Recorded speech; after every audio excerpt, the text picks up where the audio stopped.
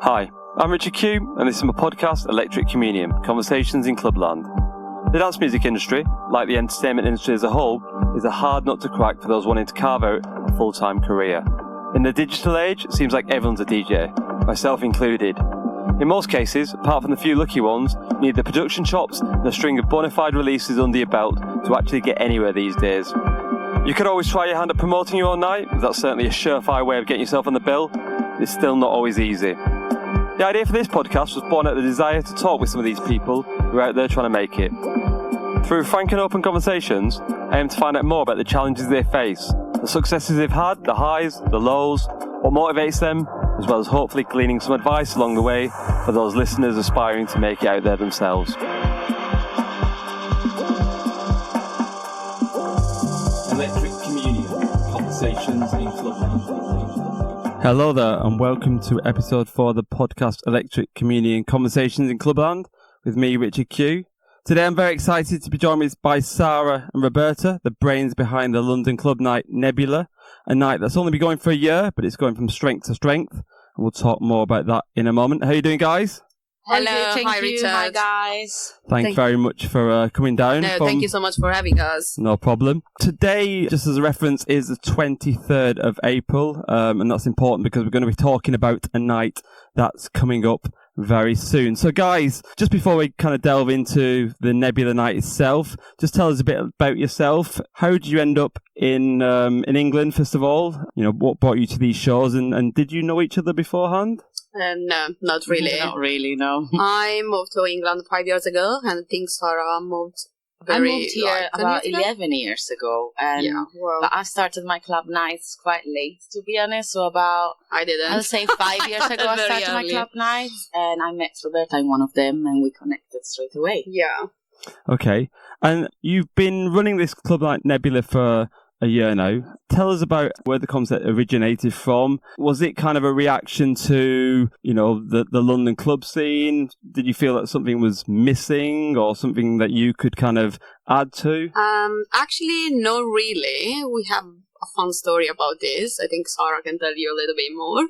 Well, it's all about your birthday, to be honest. It's all about my birthday party. So I met Roberta in a party, and then we connected. We decided to organize her birthday party, her 30th. That was actually her 31st because it was COVID when she turned 30. So it started to organize this party, looking for the venue, found the venue. There was 100 people that turned up. Or probably a little bit more. And maybe more. And we had a party, and we had an after party, and it was actually really successful. So I thought, next time we have to sell tickets because it was absolutely amazing, and the vibe was really, really nice. A lot of nice people. We have a lot of friends in common, so we said, let's do another one. Because we actually had fun to organize the one, so we just thought about to do one more, and then one more, and then one more. Right. And I'm interested in the night Nebula. I mean, it's obviously space related. Is there any kind of story about actually where you came up with that name?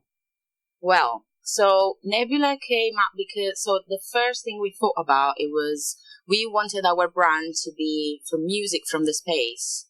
So when we started creating the Instagram page, we were trying to find a name that would go well and people would remember, and will be fun to remember as well.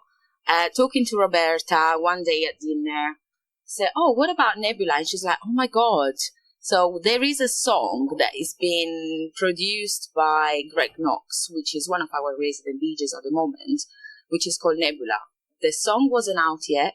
We heard it. We thought that it was good for us. Yeah, and we decided that was the name for us. Right. Yeah, that's the story.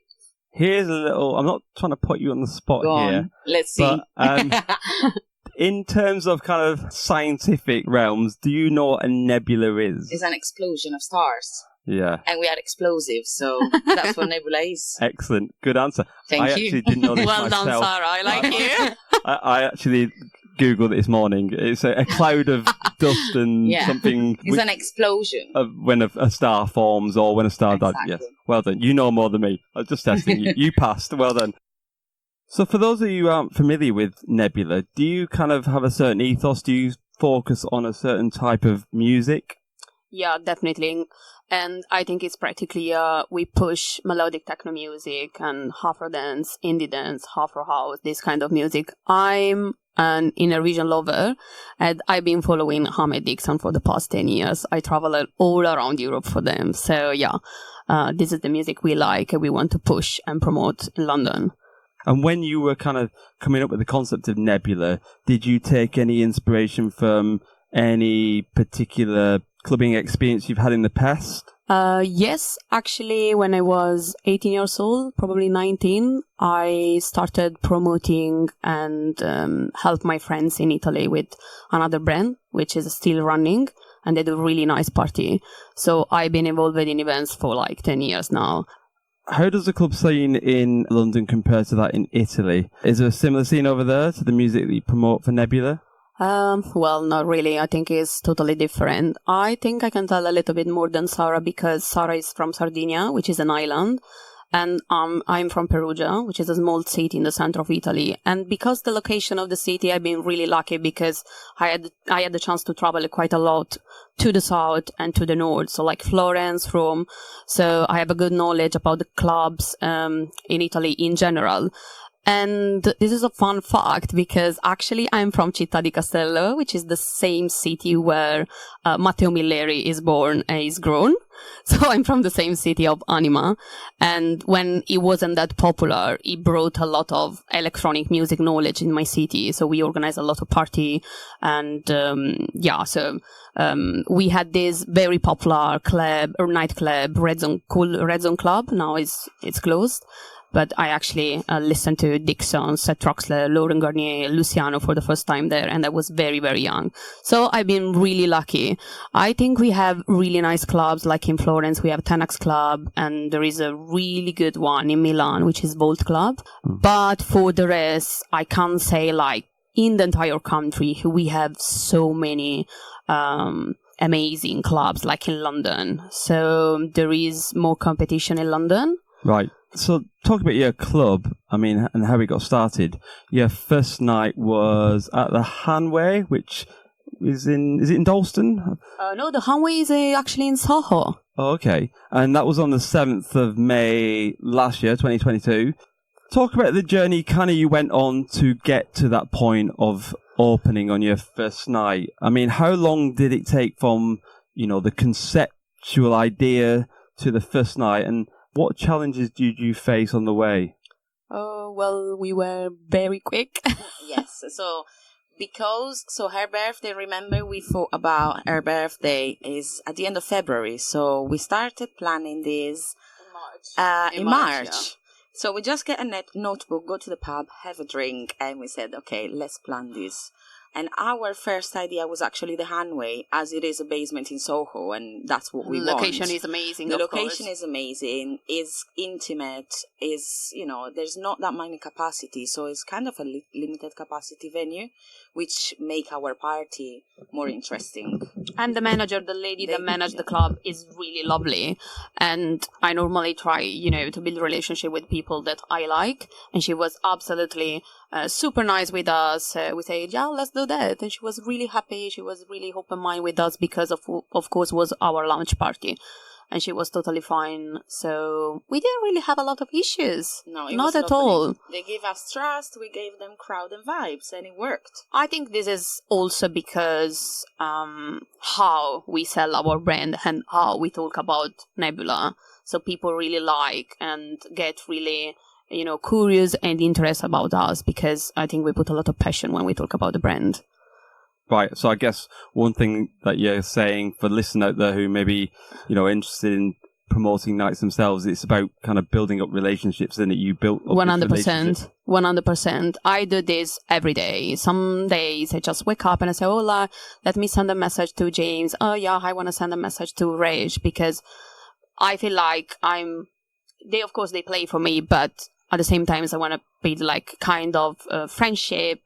And I can say, so far, all the people that play for us became friends. And I'm really, really happy about this.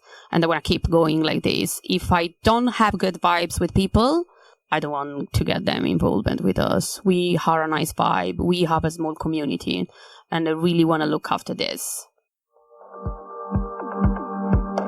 Electric Communion, Conversations in Clubland.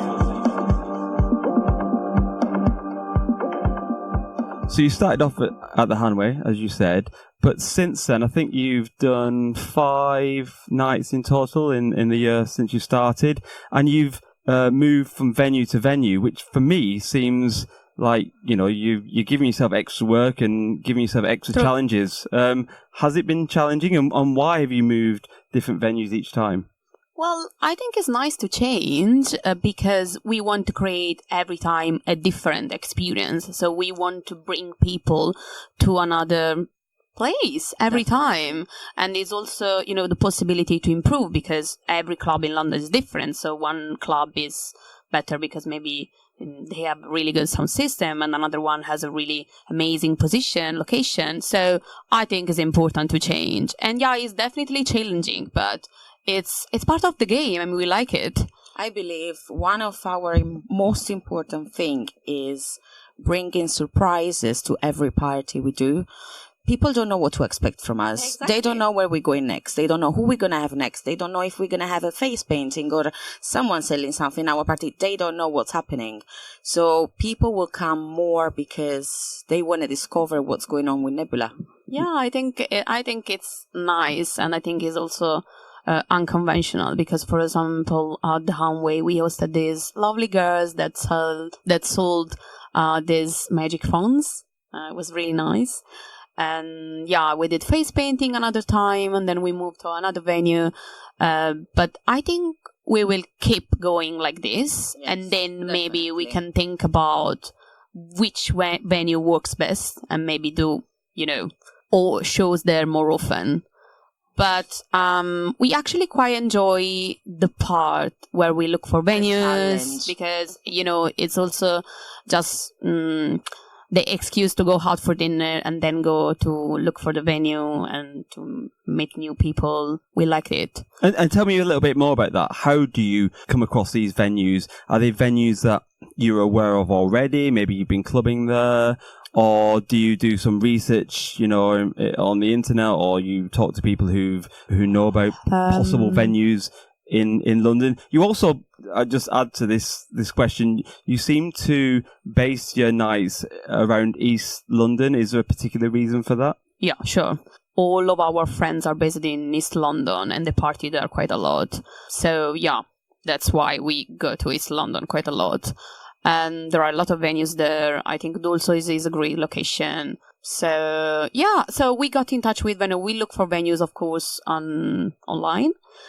And then we got in touch with managers and the venue itself by email, so in a professional way. So we present our brand, we send them, of course, our Instagram link, whatever. And I can say after 1 year now, things are getting easier because we have started to build a relationship with some managers of the clubs. So we have a really good now contact with the Village 512. They loved us. We did a great party there. So now they actually got in touch with us again. So we will probably do there something else.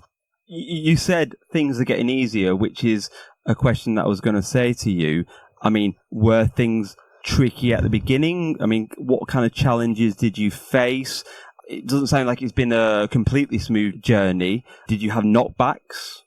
So I wouldn't say it's been challenging because people don't trust us. For example, it's been really challenging because most venues in London are super expensive.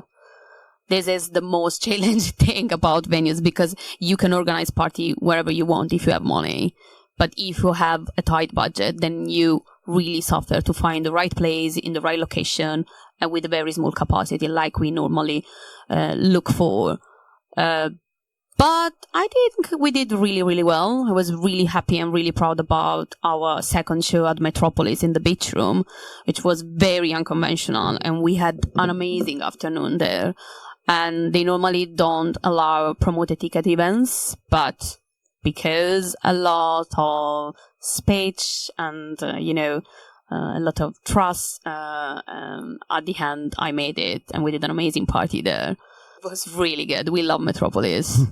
Let's go to Metropolis because I used to live in Hackney and I used to live down the road on Mer Street. And Have you been to Metropolis? I haven't, but when... Amazing. It's stunning. I think it's one of the most beautiful venues in London. So when I saw that you had done a gig at the Metropolis, I kind of started to do my research and put two together. I realised that Metropolis was, well, what I knew of this strip club on Mer Street. How did you manage to get your night going there? That was crazy. Talking with people. No, it was actually, we found it online, and they were hiring the beach room for like private events, like birthday parties or like stuff like that. And we decided, why don't we give it a try? We go and speak to the manager. We went there. We spent the guy was really nice. We spent an evening, like an afternoon with him, talking about the venue, showing us around. And then he said, yeah, we can do it. We can try. So that's how we went.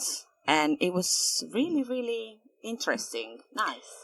Yeah, after this, I actually had few emails with the management, of course, with the office. The beginnings, they were like, no. But at the end, we made it. And actually, straight away after the party, they got in touch with us and they said, you can come whenever you want. Would you say it's fair to say that things have got easier as your night has got more established? Yeah, 100%.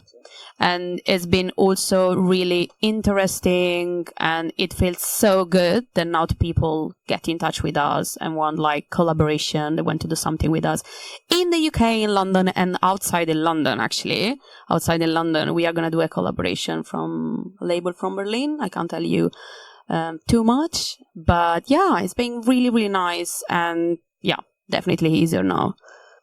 So going back to your first night, when you first began, how did you pitch your night to the Hanway? Well, that was like an interesting one. We got there, we showed them the Instagram, and we told them our idea. The manager was actually working before in East London, in other different clubs in Shoreditch and Hackney. And so she knew already the kind of like rave vibe or like electronic music, and she was kind of interested. They never hosted an electronic music event there before. They were just doing like R&B and hip hop. So she actually helped us to bring that on. She trusted us, and that was really great because we were really surprised. As we go for the first meeting and the lady is super lovely and we're like, oh, actually, this can work. And I really love the place. I love it. It's really uncommon to find like an intimate basement in Seoul, like the Hanway. Yeah. Talk to me about work-life balance, because I know both of you are holding down 9 to 5s. I know that you, Roberta, are very busy. You're studying at university. You've just got yourself a new job. How do you manage your time between, your 9 to 5s, so to speak, and Nebula? Well, first of all, I'm multitask. So I do a lot of things in a day, and it depends. I just go with the flow. Of course, university and job come first. So, because Nebula is no important, but I have to study. So when I need to write my assessment and do stuff, sometimes I look after Nebula a little bit less, and it's fair. It's fine. I don't want to stress too much because I have a job, I have my assessment to do, and it's totally fine. And actually, me and Sara work really, really well together. So when I don't have time, she does the job. And when she's very busy working, I do the harder jobs, and it's fine. And I think Nebula is working really good because it's just me and her. I had a couple of experience in management of other brands in London and in Italy as well. And we were all, both times, large group of people. And I felt like something doesn't really work well. I think we are going to keep just me and Sara because it's going really good. Do you designate particular roles and responsibilities, or just does it come naturally, organically? Well, we have a deal. I look after the music and DJs part, so I choose DJs, and so this is the deal. So we share all the other things, but I ask it to Sara, please leave me to choose DJs. This is, yeah. And then for the rest, it's just we go with the flow. It depends who is free that day and stuff. So I believe Roberta is the mind. That's what I believe. I'm really good with people and like on the day of the party and venue and talking to people. But Roberta is the admin. Roberta is the mind, is the brain. Thank you very much, Sarah. I love you. I'm really passionate about electronic music. I've been traveling all around Europe and spent all my savings in travel and to go to festival and to follow my DJs. So I'm really picky and in terms of clubs, music and DJs. So I kindly asked Sarah, please trust me. And it's actually working really good. Great. My next question was actually about DJs and kind of what you're looking for and how you select the DJs. It seems to me that you are, very focused on local talent. Yeah, sure. Talk to me about how you kind of... So for the first 2 shows, I always try to think smart, especially because we are a small community. So, we have to optimize things. So for the first 2 shows, for the first show, I chose Daniel Sehnawi, and I listened to him the first time he was opening the night for Perplex before Acid Poly. That is, he's one of my favorite DJs on this planet. Yeah. I love him so much.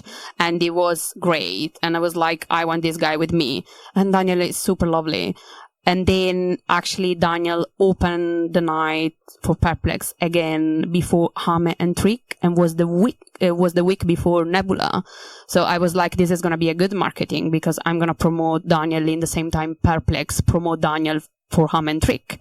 And this was the same thing I thought about Daniel, Gus Emmett, because when I asked him to play, he was in the lineup for Melodic Diggers with the Hahera and the Economist. So, I try to think smart and build my image and say, okay, these guys are doing shows with this kind of music.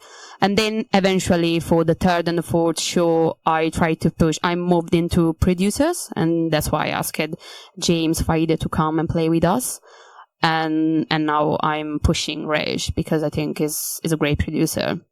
And I should mention, you've just mentioned 2 of my former guests, Faide, who is standing across from us now. And I should have mentioned at the beginning, actually, that we're actually in Faide's studio once again. So thank you, Faide. And then Reg, episode 2, another good friend.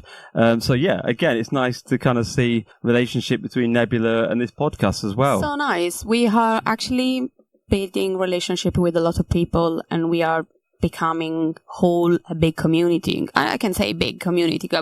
It's getting bigger actually, and it's really, really nice. Is the thing I love the most about Nebula, that I'm building relationship with people, and I actually got really good new friends. I have a wonderful friendship with Gus and Ria, his wife, and that's Gus's wife. Gus Emmett's wife. It's like my sister and brother now. So, and I love Daniel Sehnawi, is so nice. James, Reg, Nick, they are all super lovely people.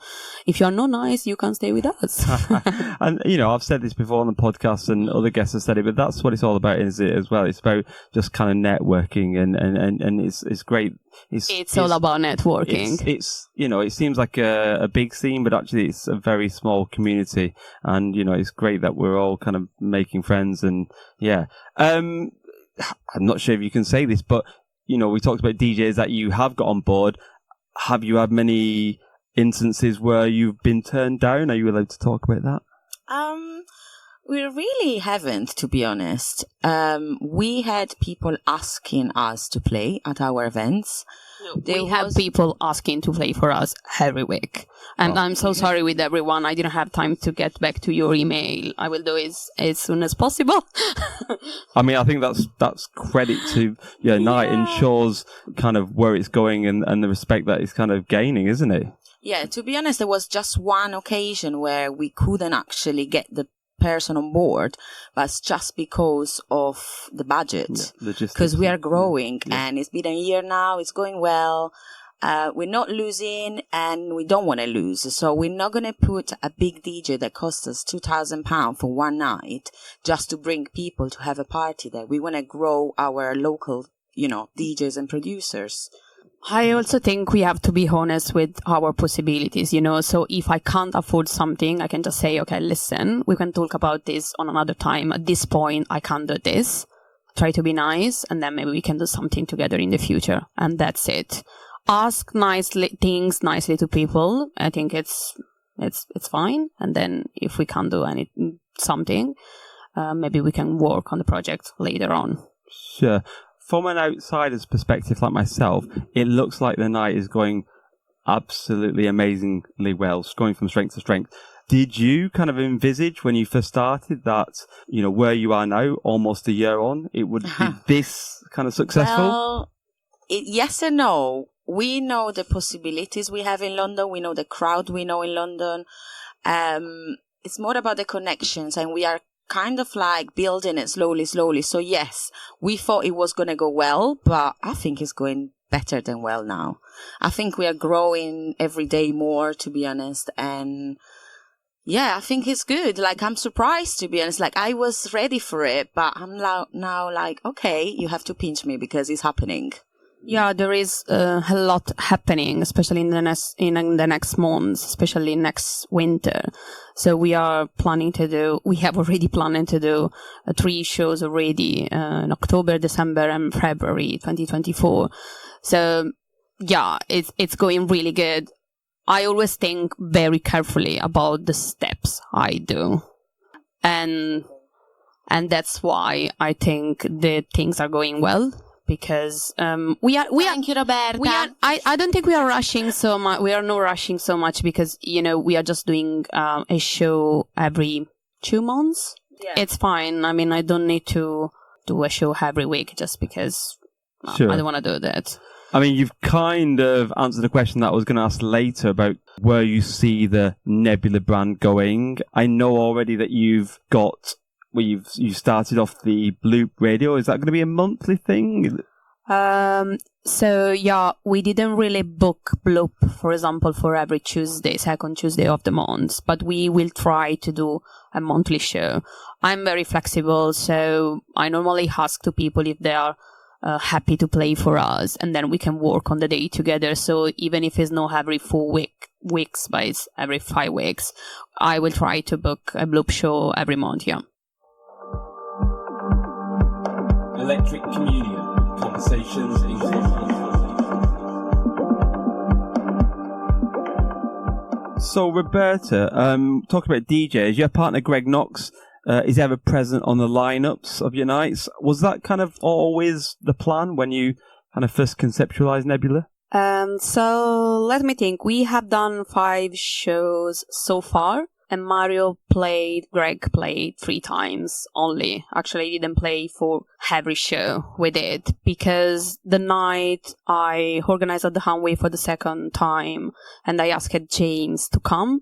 I really wanted to focus on James, so Mario didn't play. And also for our Christmas party in the secret location, he didn't play as well. So since the beach room, Mario played again at Village 512 for our last show, and he's gonna play for our next show as well. Yeah, let's celebrate Mario while we're here. He's Greg. Greg Knox. He's an established producer, isn't he? He's doing some great things. Well, Mario started producing probably 10 years ago, so he's started a long time ago. And this is the reason why we asked Mario to play. Because he's a great producer, he's a great DJ. I think he has a really good connection with the crowd when he plays. And he's also, I think it's a smart choice as well, because of course we are a small community. We have friends in common because we are a couple, and Greg is really good friend with Sara as well.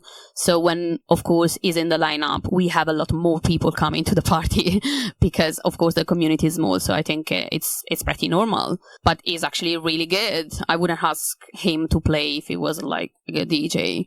Sure, and listeners, if you didn't make that connection, then Mario, his DJ name is Greg Knox. Greg Knox, yeah, sorry. Okay, well, let's check out the track Nebula by Greg that you mentioned earlier right now.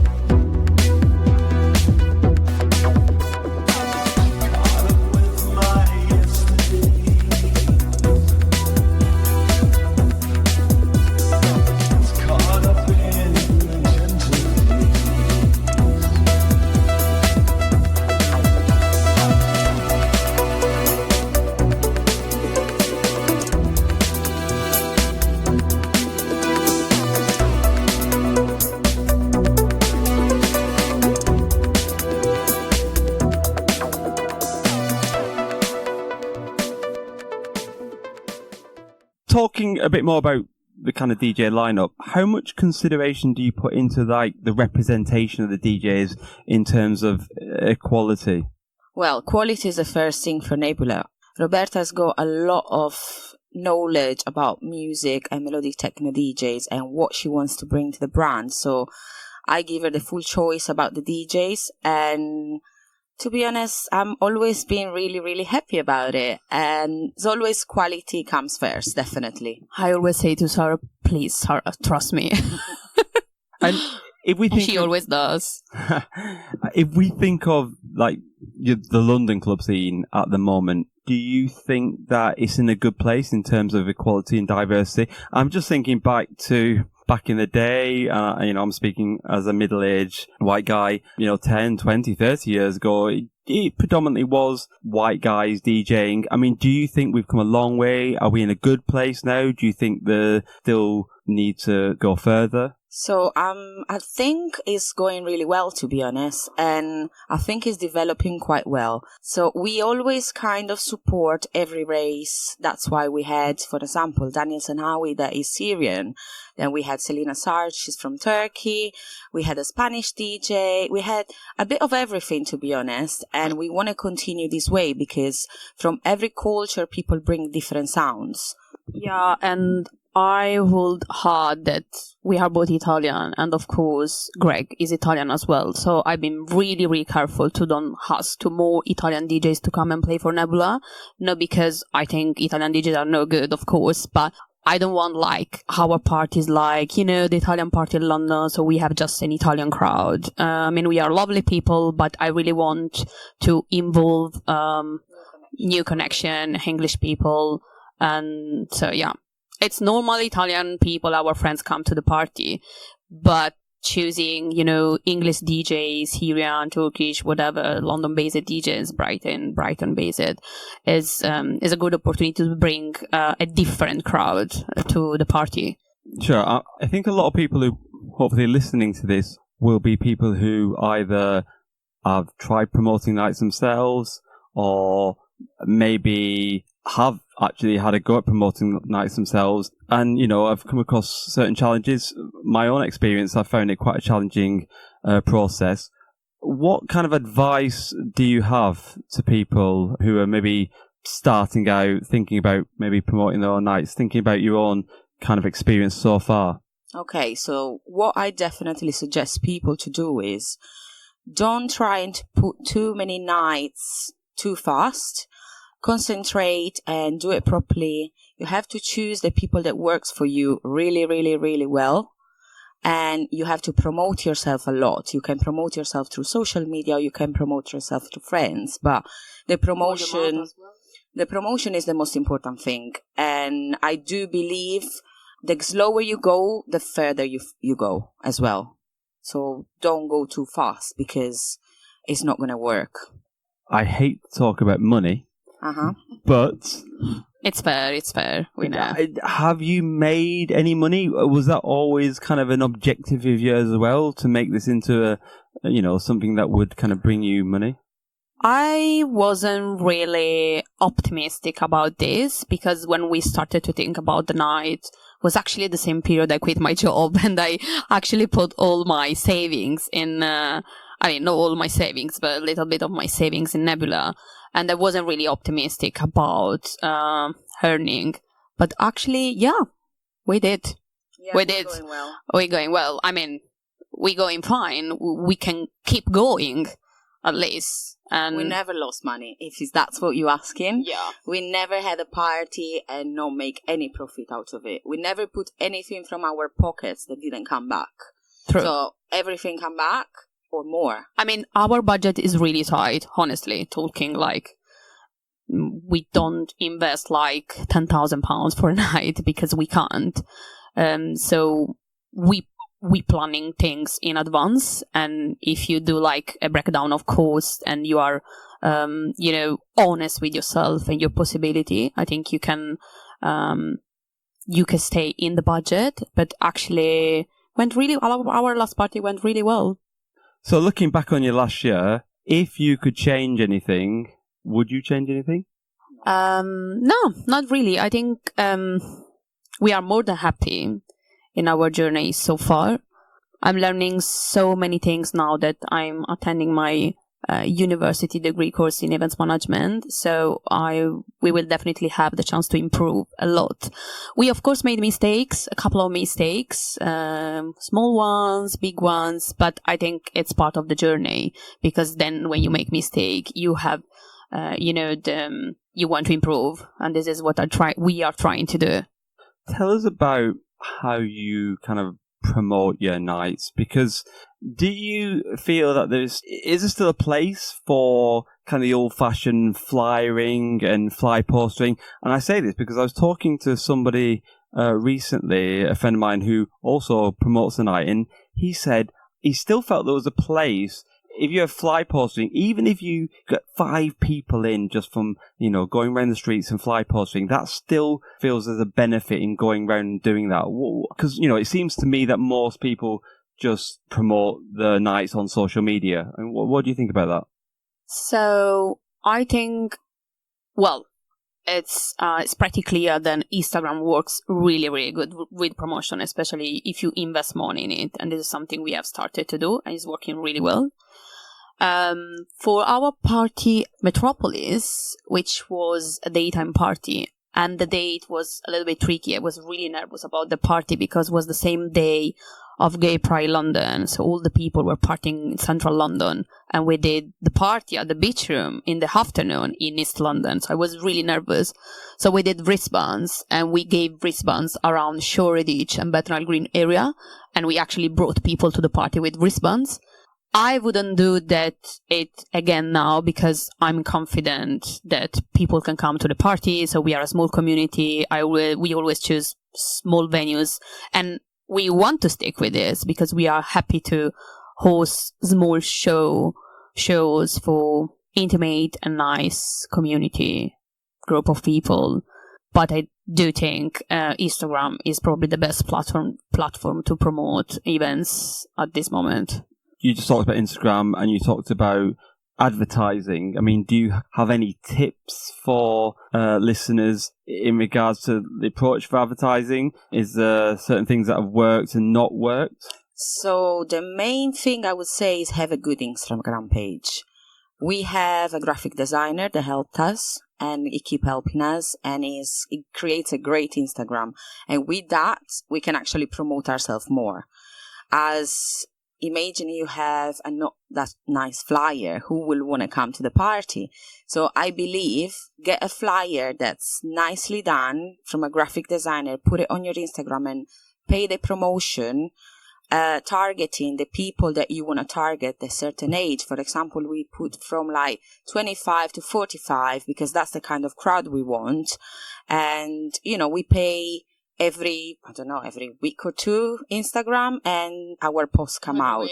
We pay Instagram every week, yeah. And do you really see the benefits? Definitely. Yeah, 100%. Definitely. And even if we have a very tight budget, try to stay in a budget, we never think about, don't spend money on the graphic and on the guy that does flyers for us, because it's too important. It's too important. And we love him so much. Actually, Riccardo is a friend of mine, and he's the guy that founded the brand in Italy that is still running. So we started to do events together 10 years ago, and then I moved to London. We are still friends, and he came to our last party. He's going to come for our next party as well. So it's really good because of Nebula. I have friends coming from Italy, and actually also our video maker and photographer comes from Sicily, and this is really good. I don't know if you have seen our video of the last party. They were amazing because it's a professional one. So yeah, it really makes a difference. But at the same time, they are our friends, so we also have the chance to spend time together, which is really, really nice. Electric Communion, conversations in Talk about the vibes of your party. The last party. Oh, the last party was amazing. We done it at Village 512, which is an LGBTQ community venue. We target Dalston as the area because it's where more the alternative people are, the quirky people, the ravers, and the people that actually like good music and real music. And we found that it was really, really good. 512 is a great venue. It's got different type of people.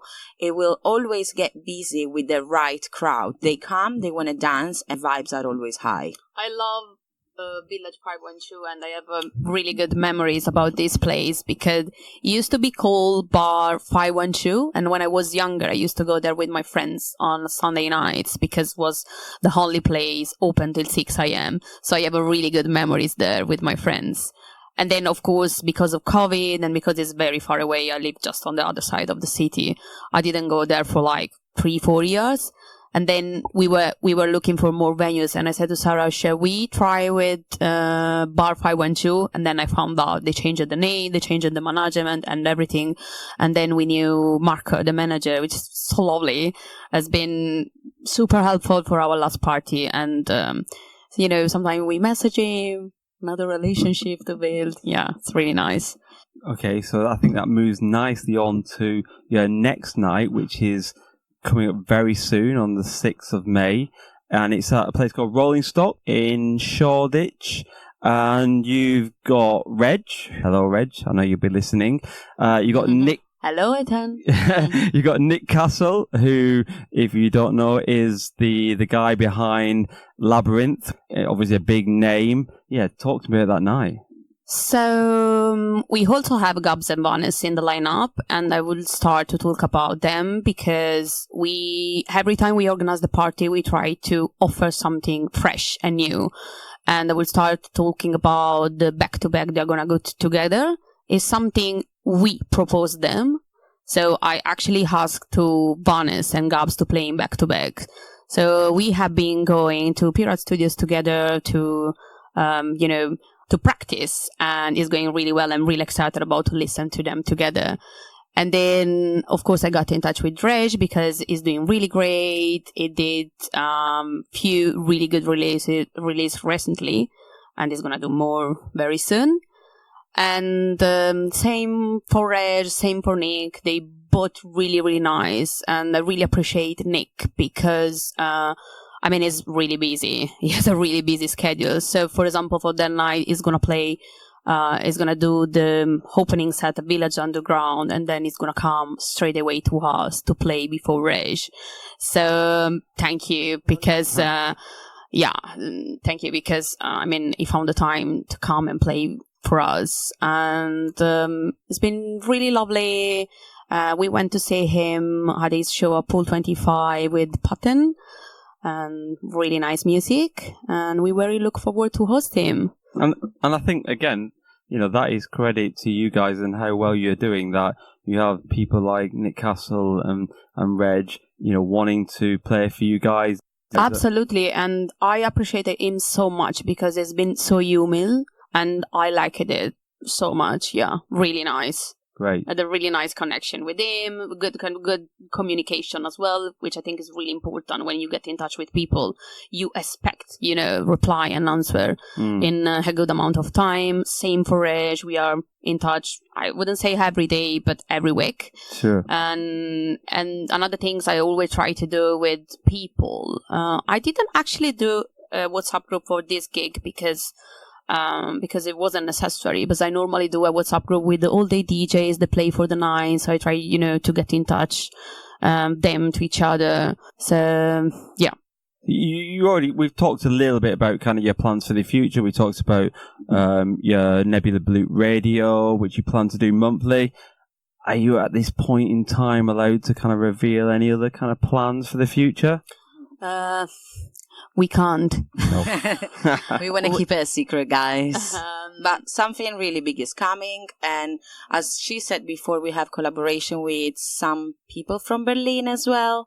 So, it's getting big. I'm really, really excited about the collaboration with the label from Berlin because, it means a lot.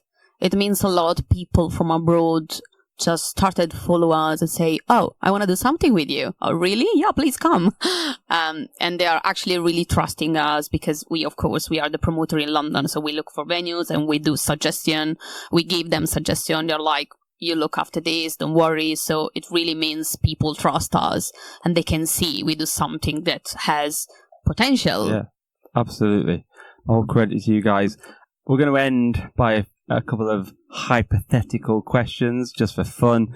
I mean, if you could book your dream DJs, you can say more than one, and your dream venues, what would it be? Well, so DJ, I think Roberta needs to answer to this one. Of course. Well, the list is really long, actually, because I would love to work with a lot of DJs and producers in the scene now, old and new. And it will be too obvious to say Hammett, Dixon, Trick, and actually too boring because they come to London quite often. There is a DJ and a producer that I really, really like, and I follow him like every day. I'm obsessed with him, which is Tal Fussman. And it's really interesting because Tal Fussman, of course, just released with Inner Vision and his own label as well. But he actually came for the very first time to London last week to Fabric. And so I've been thinking about him because it would be really nice for us one day as our dream DJ or someone that didn't come to London yet. I'm a big fan of Tal Fussman. I love Tal Fussman. He's incredibly... It's my favorite now. Incredibly prolific producer, and hopefully Tal will listen to this. We'll make sure we tag him in the podcast. And Tal, if you're listening, hopefully we can get you over to London again because you played in Fabric. Yeah, he knows me because I don't leave him for a second. Okay. I always comment his posts, stories, whatever. Hopefully, Tal, I stalk him. Sounds like she's pestering you, but we want to get you over, Tal, again. I mean, he's an amazing, such a prolific producer. I'm a big fan myself. Person, Did we say venue? Yeah, venue. Yeah, so as the venue, what we would like to have, and we know it's going to happen one day. We will make it happen. Sara is very optimistic. Yes, we are, definitely. We have to think big, which is good. I love Fabric, and there is a room in Fabric, which is the room 3, which is the smallest room that would work absolutely perfect for us. So literally, that's the one. The fact is, we don't want to grow in terms of, I want to bring Nebula to room 1, room 2, to E1, to very big venues with big capacity, because I want to keep the party very small for a small community. But room 3 at Fabric is just perfect for us. And I actually think the music we promote and the DJs play would be perfect for lots of lineup they host at Fabric. 100%. So I totally agree. I saw just over a year ago Just Loren, who is the woman behind Melodic Diggers and Equanimity label, play in room 3. I was there. Just as great. Of course. Just as our Equanimity label was kind of kicking off, and it was amazing, and really nice vibe. It's actually my favorite room now. I think you guys and your night would be perfect. We're coming to the end of the podcast now. I want to say thank you because I think you are really inspirational, not just for promoters out there who are trying to make it, but obviously women on the scene as well. Big credit to you guys. You're doing amazing things. To finish off, how can people follow you? So we, of course, have our Instagram page, and in our bio, you can find our link tree where you can find a phone number, email, and then we have SoundCloud, Spotify, and we are actually working on a website that is going to come up very soon. Great. So, guys, if you're not already checking out the Nebula guys, please follow them. Thank you again. Thank you so much, guys. Follow nebula.london on Instagram. Ciao. And remember to check out the night 6th of May with Reg and Nick Castle and Greg Knox and Gabs and Vaness in a back-to-back. Thank you. tickets still available on Resident Advisor? Yeah, of course. Yeah. Brilliant. Okay. And we wish you all the luck in the future. Thank you. I Thank you. was honestly a little bit nervous at the beginning of podcast, but now I'm a little bit sad because I want to keep talking. Thank you so much, Richard, for having us. It's been a pleasure. No problem. Thank you. Electric Communion. Conversations in Clubland.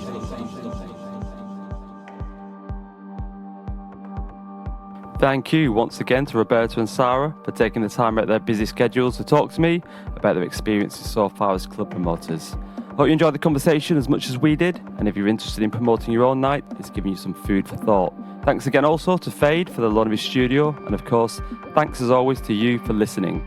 Don't forget to follow my Instagram page at electric_communion for future updates about this podcast. And if you haven't yet listened to my previous episodes with Faide, Reg and Adrian Rahman, be sure to check them out on my SoundCloud page or on all major podcast platforms. All the links are in my Instagram bio. You can even now ask Alexa to play the Electric Communion Conversations in Clubland podcast, and she will dutifully obey.